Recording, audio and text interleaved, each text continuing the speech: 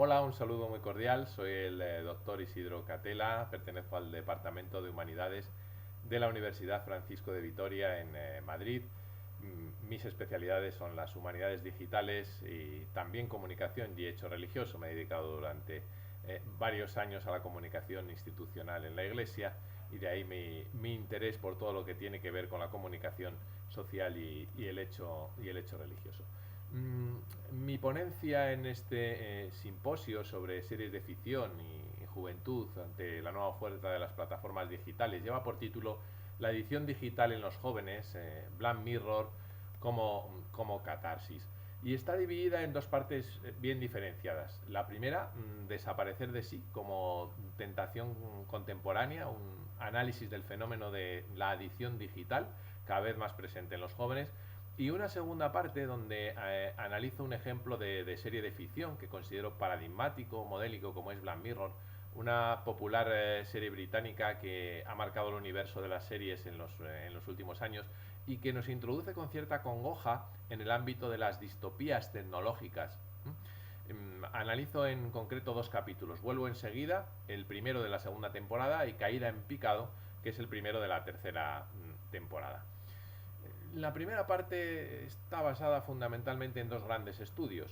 El primero del sociólogo francés David Le Breton, un libro publicado en España por Siruela, que se llama Desaparecer de sí, una tentación contemporánea, que vaya por la cuarta edición. Y la segunda es una investigación de Sherry Turkle. Sherry Turkle es doctora en sociología y psicología de la personalidad por la Universidad de Harvard, que publicó un estudio interesantísimo en defensa de la conversación en la era digital, una investigación de 600 páginas completísima sobre cómo nuestros jóvenes, especialmente los jóvenes, han sustituido la conversación por la conexión y qué tipo de consecuencias tiene eso hoy a la hora también de abordar sus consumos audiovisuales.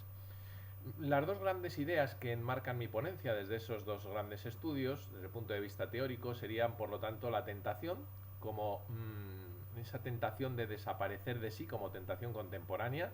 Dice David Le Breton, a veces nuestra existencia nos pesa, nos gustaría liberarnos, aunque solo fuera por un instante, de las necesidades que la vida conlleva, pero esto a veces lo solucionamos cuando no hay un carácter moral muy bien formado o cuando hay una etapa de vulnerabilidad en la vida, lo solucionamos con desapariciones, ¿no? Entre los adolescentes y jóvenes, esas desapariciones de las que habla, esas blancuras, esas ausencias, adquieren mayor relevancia por tratarse eso de una etapa vital de muchísima vulnerabilidad y son muy conocidas. Algunas son muy dramáticas, como el colocón del fin de semana, la depresión, el suicidio, una auténtica epidemia en España, ¿no? Con más de 4.000 muertes al año, o la adicción digital. La adicción digital reconocida, nombrada como tal, y que potencia otras adicciones, como puede ser la del juego, la de las compras, la del sexo, la del trabajo. Es lo que el popular filósofo coreano, surcoreano Byung-Chul Han, afincado en Alemania, denomina la sociedad del cansancio, donde terminamos por convertirnos en consumidores consumidos. La segunda gran idea del sostén teórico basada en los estudios de Desiree Tarkel es la que en nuestra época tan luminosa en algunas cuestiones prioriza la conexión de tal manera que erosiona las formas de comunicación tradicionales y que eran buenas no por ser tradicionales, sino porque potenciaban elementos fundamentales para el desarrollo humano. Y una de las grandes perjudicadas en esta era es la conversación. Nuestros jóvenes, nos dice de Tarkel, argumentándolo con los estudios más punteros, cada vez conversan menos, ¿no? Por si alguno intuye que la autora nos dibuja un escenario apocalíptico, no es así. En la clásica terminología de Humberto Eco, ella no está en contra de la tecnología, sino a favor de la conversación. Planteo si esa realidad de individuos ausentes, que desaparecen más frecuentemente de sí, como son los jóvenes, más caracterizados por la conexión que por la conversación, tiene algún reflejo en las series de ficción contemporáneas. Y evidentemente es así. La tradición, digamos, que nos lleva a pensar que es así. La traslación a las series de esta novedosa controversia social en torno a la nomofobia, que es el miedo irracional a estar sin conexión, o en torno a los hikikomoris, ese fenómeno de importación japonesa que nos define a los muchachos mayoritariamente entre 14 y 29 años que sufren un aislamiento social agudo, o en el otro extremo los ex conectados y el gran negocio que está surgiendo en torno al silencio, nos hacen pensar que los acentos contemporáneos van por aquí, ¿no? Incluso la gran industria tecnológica, es muy curioso el fenómeno que analizo en mi último libro Me desconecto, luego existo, cómo los grandes gurús de Google, de Facebook, de Apple o de Vodafone, por poner algunos ejemplos, están limitando el uso de la tecnología, cuando no anulándola a sus propios hijos, e incluso algunos con absoluta radicalidad, como Jagon Lanier, un conocidísimo escritor informático, pionero de la realidad virtual y trabajador de Microsoft, acaba de publicar un libro sobre las razones para abandonar inmediatamente las redes sociales. Y este fenómeno complejo, más aún en la adolescencia y en la juventud, como decíamos, tiene un reflejo muy concreto en las series. He utilizado para analizarlo lo que a mí a este respecto me parece el paradigma que es Black Mirror. Diré dos cuestiones de las series antes de entrar en la distopía como tal, en las conclusiones del el método y en las conclusiones del trabajo. Las dos cuestiones previas serían que el crecimiento del sector audiovisual en las últimas décadas, que se ha desarrollado en las series de ficción y también en los ámbitos de los videojuegos, ha desarrollado una poderosísima pedagogía de la ficción y al mismo tiempo constituyen un eficaz dispositivo para descodificar el mundo en el que nos encontramos, para entenderlo, para comprenderlo. La segunda idea previa sería que las series, antes llamadas series de televisión, ahora series de ficción, se han convertido en una de nuestras máximas referencias políticas y culturales, ¿no? Dominique Moissy, en uno de los principales referentes internacionales en el ámbito de la geopolítica, lo cuenta en su obra Geopolítica de las series o el triunfo global del miedo, ¿no? En la que por la fecha 2016 no puede abordar fenómenos tan interesantes como de Chernóbil o seguro las ideas que algunos estarán pergeñando de alguna serie futura sobre el coronavirus. Moissy sostiene que algunas de las mejores series nos hablan sobre todo de nuestro miedo, el miedo a la barbarie, al caos, a la llegada del otro, al fin de un determinado orden, tal y como lo conocemos en el mundo, a la pérdida de un control sobre una realidad que ya no comprendemos, y este miedo que necesariamente por la etapa vital que viven los jóvenes lo viven con una cierta despreocupación, con una cierta lejanía. Esto explica, a mi juicio, entre otras variables, el auge de las distopías en la actualidad. Black Mirror es una serie británica de 2012, se ha estrenado hasta el momento en 5 temporadas, un total de 22 capítulos autoconclusivos de 1 hora de duración cada uno, ¿no? No están centrados solo ni preferentemente en los jóvenes, pero les alcanza de lleno por la temática y porque son también los jóvenes una parte muy importante de su audiencia. Hay un estudio muy interesante del año 2019 sobre consumo televisivo en series y en internet en la población adolescente en Madrid, que pone el acento sobre por qué les interesan este tipo de series, ¿no? Llega a la conclusión de que las series que más les interesan incorporan elementos ambientales que están íntimamente ligados a sus preocupaciones, ¿no? El reconocimiento explícito de entornos de interés basados en cuestiones aspiracionales, identificativas o proyectivas, ¿no? O como puede ser el entorno del consumo, de la ropa, de la música, de la belleza, de la misma tecnología, ¿no? Están muy interesados en este tipo de series. La distopía es para los jóvenes muy reconocible. Es una sociedad futura, indeseable, lo es. Black Mirror es una sociedad futura indeseable. Pero en el caso de Black Mirror, además, no se nos presenta como un lejanísimo futuro, sino como una especie de presente en perspectiva, ¿vale?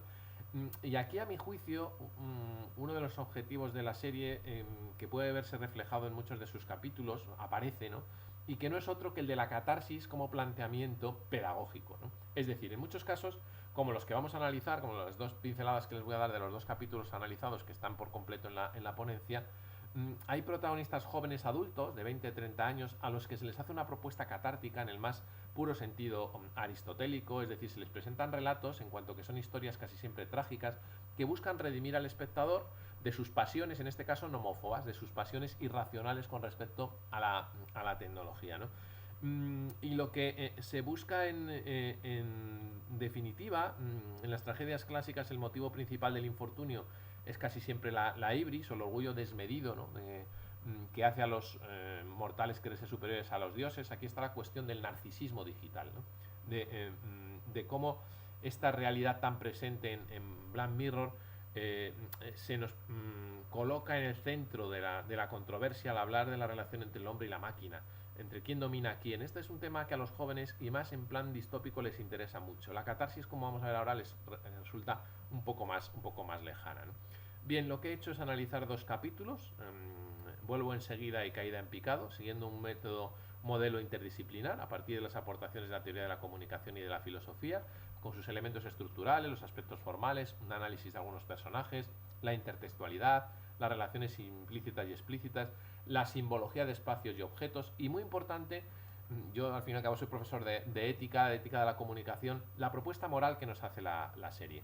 Es imposible detenerme aquí en todos los detalles, les remito a los textos completos de las ponencias que pronto estarán disponibles, pero les ofrezco alguna clave y les anticipo a modo de conclusiones de la ponencia de mi estudio las siguientes, ¿no? Alguna clave del tipo, para entender los dos capítulos que analizo, vuelvo enseguida en la historia de una tragedia, de un accidente de tráfico en el que fallece Ash, un nombre muy simbólico, Ceniza, y el giro argumental que nos lleva de la tragedia inicial a cómo intenta recuperarse su pareja, de cómo ella ve una luz, no quiero hacer demasiado spoiler, pero como una luz que se va a tornar grisácea, porque entra en juego el transhumanismo y el poshumanismo, es decir, un as bis, un nuevo as, que se genera a partir de lo que As ha dejado colgado de sí mismo en la red, que se parece mucho a su As, que no es lógicamente él, pero que incluso desarrolla algunas funciones físicas y fisiológicas mejor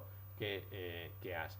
El episodio Caída en Picado, que muy posiblemente les suene a algunos, aunque no sean fans ni frikis de Black Mirror, transcurre en un mundo en el que las personas pueden calificar y ser calificadas por puntuaciones de 1 a 5 estrellas en cada interacción social que realicen. Bueno, se puede hacer un análisis de todo el episodio desde la segunda formulación del imperativo categórico kantiano, ¿no?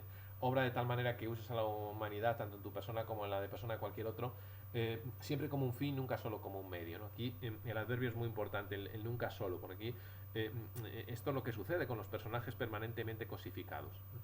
Bien, concluyo. Les coloco sobre la mesa para el debate 5 conclusiones. La primera de mi ponencia es la identificación necesaria de la adicción digital y la no negación en el imprescindible paso previo para abordar el fenómeno de forma eficaz. Ya empiezan a aparecer en España con esta propia terminología, son muy recientes, centros de terapias para adolescentes en adicciones digitales. Nombrarlos, reconocerlos, confrontarnos con la realidad, no eludirla, ¿no? El debate social, la segunda, sería generado en torno a la adicción digital, es fruto de la preocupación ante un problema de salud pública que ha obligado a reaccionar de manera muy dispar, no solo a las administraciones, está valorando países de nuestro entorno la prohibición de los dispositivos móviles en el aula, en los entornos escolares, salvo para usos formativos, ¿no? Sino también que le afecta a los grandes de la industria tecnológica, que se están planteando la desconexión cuando ellos viven del negocio de la conexión.